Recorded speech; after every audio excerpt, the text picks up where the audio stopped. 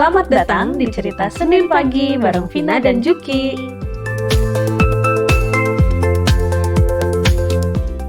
Pagi Vina. Pagi Juki. Seru banget ya liatin feedbacknya episode pertama kita. Bener ya ampun, dari mulai IG sampai YouTube, terus banyak juga yang nge-DM WhatsApp ya. Kita jadi excited banget. Iya benar, jadi banyak yang nge-DM loh. Iya, DM pribadi malahan ya. Nah, tapi ada pertanyaan juga nih Vin. Jadi belum kenalan katanya Vin, jadi belum pada tahu emangnya abdi negara tuh ngapain sih nih Vina? Iya ya, bener juga ya, kita pastinya kemarin kenalan dulu ya, tapi nggak apa-apa sih, sekarang juga boleh lah kita kenalan, gimana Cuk? Betul, kan kalau kemarin tuh kayak abstrak penelitian gitu loh, keseluruhan tapi masih blur. Nah, sekarang baru masuk perkenalan, introduction. Pendahuluan ya? Pendahuluan, betul. Jadi guys, gue sama Vina tuh pertama kali kenalnya di tahun 2002. Di kampus, beda angkatan, beda jurusan, tapi kita ketemu di ekskul yang sama, Bo. Iya, jadi kan kita ketemu pertama kali tuh di unit kegiatan mahasiswa di PSM ITB. PSM ini Paduan Suara Mahasiswa ya teman-teman. Kita sama-sama anak Bandung yang kuliahnya di Bandung juga gitu, warlock lah ya zaman dulu. Terus kita ikutan banyak proyek bareng. Proyek tuh proyek-proyek nyanyi ya, mau ikutan konser, ikutan kepanitiaan, bikin festival gitulah. Jadi ya akhirnya ya jadi mau nggak mau gitu ya, jadi deket ya Juk ya, mau nggak mau gitu kata-katanya. Kayaknya kepaksa gitu ya. Akhirnya jadi dekat, semesta mempertemukan. Soalnya proyek-proyeknya juga intens ya yang kita ikutin ya, selain yang festival kayak tadi kan. Pertama kali Paduan Suara Mahasiswa ITB keluar negeri juga, kita ikutan jadi panitia loh, Vin. Iya bener ya. Iya, kompetisi pertama kali. Bener. Di tahun 2004 tuh, ingat banget. Abis itu juga kita sempat ikutan paduan suara lain juga loh yang di luar, bareng-bareng juga tuh, ikutan Magnificat Youth Choir, lo inget nggak? Aduh, sayup-sayup ingetnya ini, gue inget latihannya, tapi gue lupa seintens apa gue di situ. Sempat konser bareng juga loh kita. Ampun, berapa puluh tahun lalu ini. Pakai jubah ungu. Sayup-sayup ya gue ingetnya, tapi ya sih inget-inget dikit lah. Terus kita juga wisudanya bareng-bareng loh Vin, karena kan gue turun angkatan ya. Nah ini kita kemarin sempat kita repost lagi ya Juk, foto tahun waktu 2006 waktu kita lulus bareng, ngebandingin sama sekarang kemarin waktu kita ada acara IR bareng ya. Iya, inaugurasi coachnya Eating Reorder ya kemarin, jadi wisuda bareng-bareng tuh 2 kali tuh sama Vina gue. Nah abis wisuda tuh kalau gue lanjut apoteker dulu ya kalau nggak salah Vin, kalau lu? Waktu itu gue inget kayaknya ada satu proyek apa gitu, jadi akhirnya gue stay di kampus sampai agak lama, sampai bulan Februari kalau nggak salah. Nah terus habis itu gue pindah ke Cibubur buat kerja di Holcim. Itu sekarang namanya sudah beda ya teman-teman, cuman zaman dulu itu perusahaan semen, penghasil semen. Gue di sana cukup lama lah, sekitaran 6-7 tahun seingat gue. Kalau lu tuh pindah juga kan Juk habis apoteker ya? Betul, kalau lu kan 2007 tuh udah keluar Bandung. Kalau gue tuh di 2008-nya gue baru akhirnya dapat kerjaan di Cibitung. Tapi di 2009 gue resign, Vin. Yang pertama karena Cibitung waktu dulu kan gue nggak tahu ya Cibitung sekarang kayak gimana. Tapi waktu dulu tuh kayak nggak ada apa-apa gitu, dan gue tuh kan nggak ada kendaraan di sana. Tiap hari tuh ya udah dari kantor pulang ke kosan, terus nggak bisa berkegiatan. Gila, gejolak keaktifan gue tidak tersalurkan, kemana-mana jauh, nggak bisa, gue nggak tahan. Akhirnya gue baliklah ke Bandung lagi sih waktu itu ya, akhirnya dengan tanpa pekerjaan. Tapi kan kita sebelumnya tuh udah sempet ya Vin ya, kita bekerja masing-masing tapi sama teman-teman yang lain kita bikin event organizer dan travel agency ya kalau nggak salah ya waktu itu. Ih gila, lama banget ya sampai kitanya harus mengkonfirmasi dulu bener nggak ingetannya gitu. Ya nah jadi 2009 gue resign ke Bandung pakai nama IO-nya kita itu untuk kerjain proyek. Sekalian waktu itu kan gue sempat jadi wedding singer juga ya.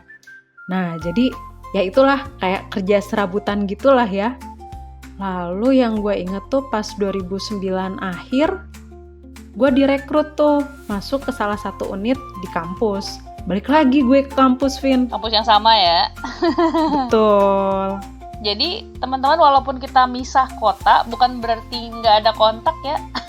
Kita sering pulang bareng dari Jakarta ke Bandung gitu, bareng-bareng sama beberapa teman yang lain juga. Ya nggak sih, ingat nggak sih lo weekend gitu kita balik bareng. Nebeng Seluna punya salah satu teman. Biar murah. Ingat nggak, saking gilanya kita juga pernah mau coba buat ngontrak beli rumah bareng. Beli rumah bareng. Gue ingat kita sempat survei ke Delta Mas waktu itu. Oh, itu Delta Mas ya, bukan Meikarta Delta ya? Mas. Meikarta belum ada waktu itu. Oh, Meikarta belum ada.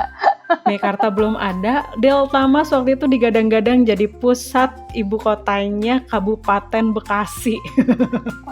Di zamannya. Bener. Sekarang mah gampang sih akses ke sana ya. Kalau sekarang karena udah banyak macam-macam jalan tol, tapi dulu mah sedih ya sebenarnya.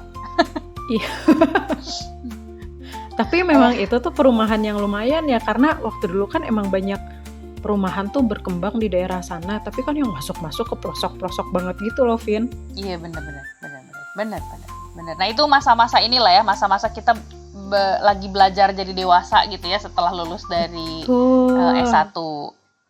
Oh my god, itu kata-kata yang pas banget tuh, belajar jadi dewasa.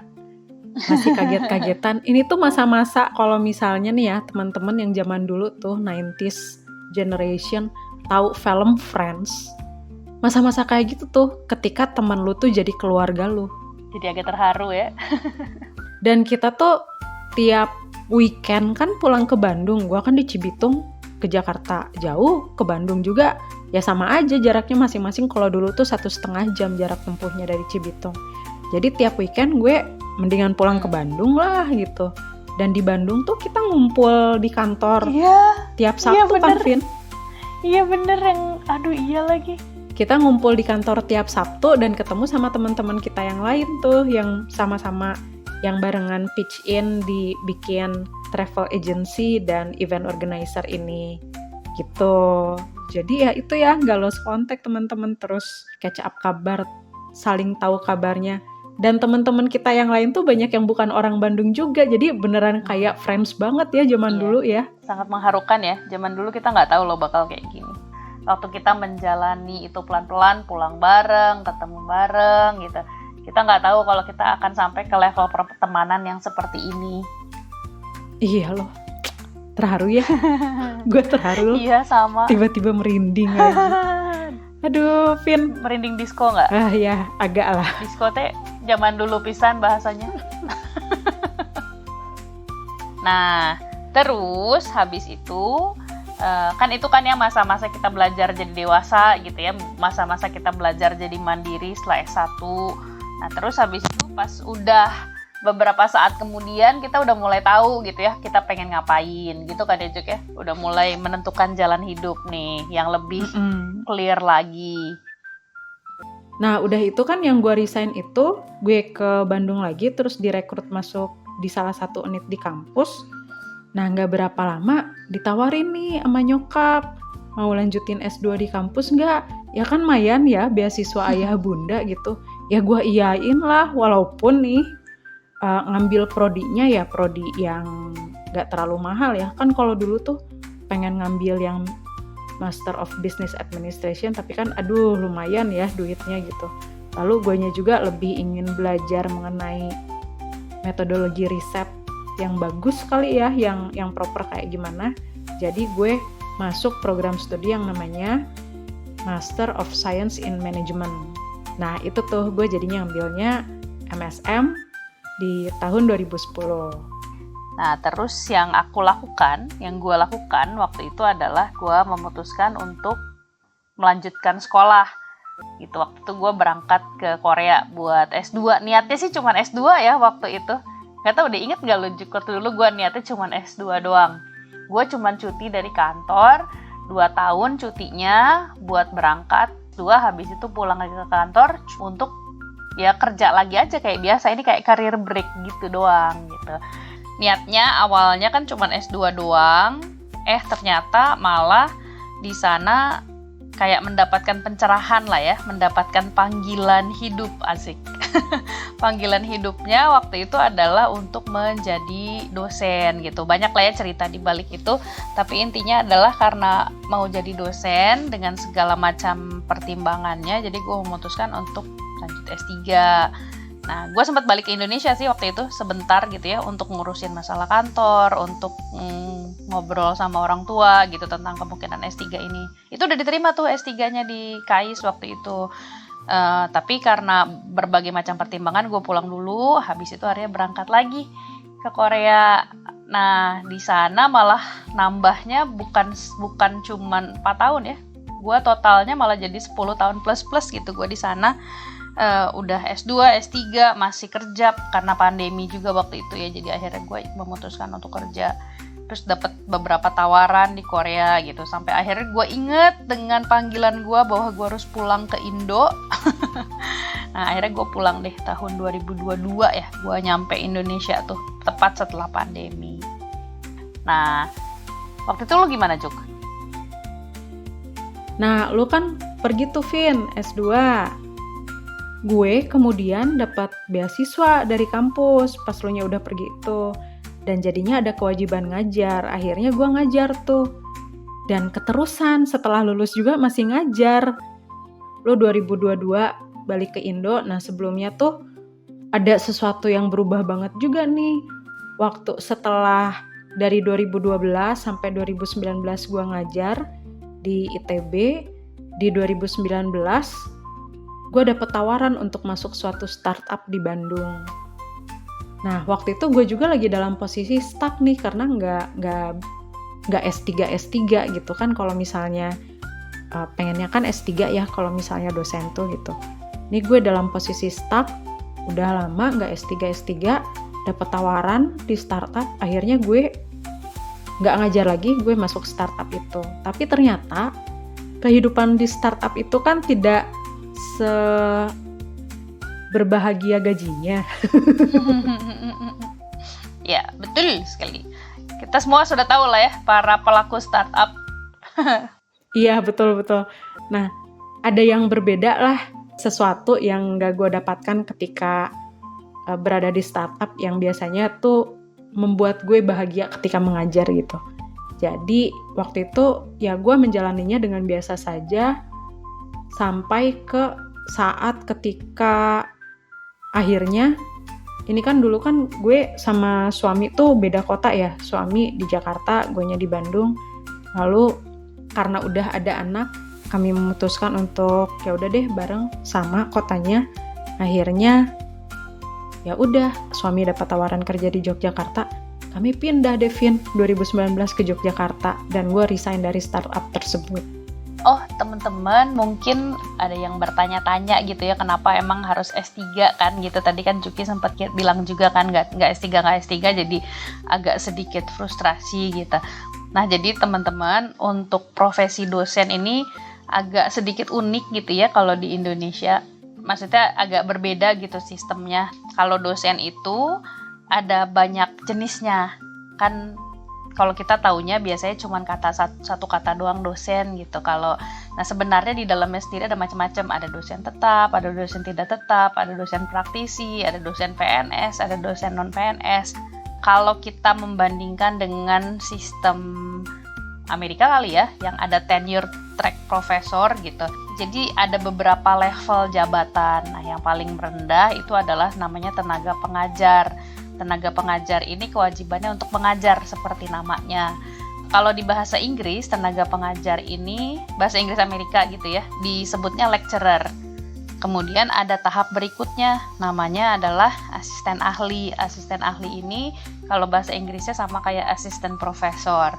Nah terus habis itu ada lagi yang namanya lektor. Lektor ini kayak associate professor. Nah kalau di Indonesia untuk menjadi lektor dibutuhkan pendidikan sampai level S3. Bisa sih S2 buat jadi lektor juga, cuman ada syarat-syarat khusus yang cukup berat lah, yang biasanya orang-orang daripada memenuhi itu, ya kenapa nggak sekalian S3 aja gitu. Nah kemudian di atas lektor ada yang namanya lektor kepala, bahasa Inggrisnya apa ya? Apa profesor gitu, full professor kalau nggak salah. itu lektor kepala. Nah, di atasnya ada lagi guru besar. Nah, guru besar ini kalau bahasa Indonesianya disebut profesor. Nah, kalau di bahasa yang arahnya Amerika nyebutnya distinguished professor gitu. Jadi kalau di bahasa Indonesia profesor itu jabatan, kalau di bahasa Inggris Amerika profesor itu kayaknya di bahasa British juga ya, panggilan gitu. Jadi tapi ada beberapa level-levelnya. Nah, itulah mengapa biasanya dosen-dosen di Indonesia, bukan di Indonesia, di mana-mana ya, pengennya S3 supaya bisa masuk ke tenure track itu. Karena kalau nggak masuk ke tenure track, nanti karirnya hanya berada di beberapa level yang di bawah aja. Akibatnya apa? Bisa ke pendapatan, bisa ke hak-hak, misalnya boleh membimbing mahasiswa level apa, boleh segala macem gitulah ya. Nah, jadi mengapa dosen itu butuh pendidikan level yang berjenjang ya, karena di dalamnya juga banyak perjenjangan itu gitu. Puyeng nggak teman-teman? Ya gitulah pokoknya. Gak apa-apa ya, kan sedikit Ya, tambahan gitu lah. informasi aja. Apalagi sekarang lagi lagi lumayan rame nih masalah perdosenan. Bagus juga ya, karena selama ini kan dosen kurang terperhatikan mengenai profesinya gitu. Nah, sekarang kan ada tambahan info nih buat teman-teman yang dengerin podcast gitu. Nah, kemudian pertanyaannya tadi, Vin, panggilan apa, Vin, yang memutuskan lu untuk balik lagi ke Indonesia? Jadi intinya ketika gue S2, gue tuh menemukan sebuah komunitas lah ya di Korea. Komunitas internasional, bukan komunitas Korea. Oh, FYI, gue belajar semuanya pakai bahasa Inggris ya. Gue gak belajar bahasa Korea. Bisa lah bahasa Korea dikit-dikit survival mah, cuman bukan itu utamanya. Nah, akhirnya jadi gue banyakan mainnya di komunitas internasional. Nah, di komunitas internasional ini dibimbing oleh satu profesor dari KAIS. Dia menginisiasi movement, boleh lah ya disebut movement. Jadi untuk mempengaruhi generasi muda diperlukan dosen-dosen yang kuat gitu, dosen-dosen yang punya mindset yang bagus lah intinya lah ya. Bagus tuh maksudnya punya bertujuan hidup yang benar gitu. Orang-orang yang diajarin itu juga niat banget lah menjadi seorang dosen, intinya mencerdaskan kehidupan bangsa, asik. Nah, akhirnya gue kayak masuk ke dalam komunitas itu dan gue sangat terinspirasi oleh si bapak ini, dan dia juga sih akhirnya yang mengencourage gue buat ikutan S3. Intinya kalau orang mau ikutan komunitas itu diarahkan untuk nantinya jadi S3, pulang ke negara masing-masing dan memberikan pengaruh baik gitu. Nah, gue kayak terharu gitu lah ya, lah ini orang, kita beda nationality-nya gitu, tapi kok dia concern banget sama kualitas generasi muda di negara lain gitu, kenapa gua enggak. Akhirnya gua entah gimana ceritanya klik sama bapak itu dan semua nasihat-nasihatnya, dan kebetulan juga pada saat itu cocok gitu, si profesor gua di Korea juga kayak nawarin mau nggak lanjut S3 yang hubungannya dengan nanti kamu biar bisa pulang ke Indonesia dan bisa memberikan pengaruh baik gitu, bisa ngajar di Indonesia dan segala macam. Tentu saja kedua bapak-bapak ini tidak tahu ya tentang gimana sedihnya jadi dosen di Indonesia gitu. Tapi kan tujuannya mereka tahu ya, tujuan baik gitu. Dan gue memang sudah waktu itu gue juga belum tahu sedih apa dari sisi kesejahteraan di Indonesia ya. Cuman dengan niat baik itu ya udahlah ya, kan kalau misalnya namanya kesejahteraan mah udah ada yang ngatur gitu, Tuhan juga pasti ngebantuin. Nah, jadi dengan mindset itu gue sudah berpikir ya udah baik, gue akan melanjutkan S3 di luar negeri dengan segala macam tantangannya, dan ini akan gue gunakan untuk pulang ke Indonesia gitu, dan nantinya untuk mengajar di Indonesia juga. Ih, mantap. Singkatnya mah kayak gitu. Wih, mantap. Abdi negara ya teman-teman ya, inilah abdi negara kita, Abdi negara. Ibu Vina. Tepuk gemuruh dulu. Nah, kalau lu gimana Juk waktu pindah ke Jogja? Gimana pengalaman seru? Waduh, stres gue, Vin. Karena kan langsung pandemi ya. Udah itu jadinya tuh nggak ada waktu gitu untuk berkenalan dengan orang lain, berteman. Biasanya kan gue kalau lagi ngajar ini kan berapa belas ribu, 20.000 kata gitu ya keluar dalam sehari. Tiba-tiba zing, nggak ada siapa-siapa yang gue ajakin ngomong, Vin. Semua orang kan kalau misalnya pun gue nya mau ngomong ke orang lain, tiap orang tuh pasti punya kesibukannya sendiri-sendiri. Jadi kalau misalnya gue mau nelfon tuh susah, Vin. Susah sekali gue kalau misalnya mau nelfon teman untuk berbincang. Tentu saja ya kan kitanya juga kalau misalnya mau nge-update sesuatu kan ke teman yang terakhir tahu kabarnya kita kan gitu. Biasanya yang akan kita reach pertama kali gitu.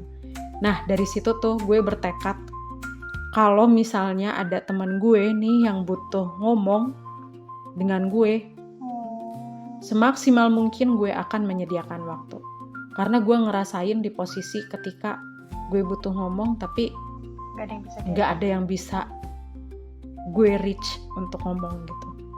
Itu tuh ya itu sih pengalamannya kan. Terus umur hidup gue di Bandung ya sebenarnya cuma setahun yang gak di Bandungnya.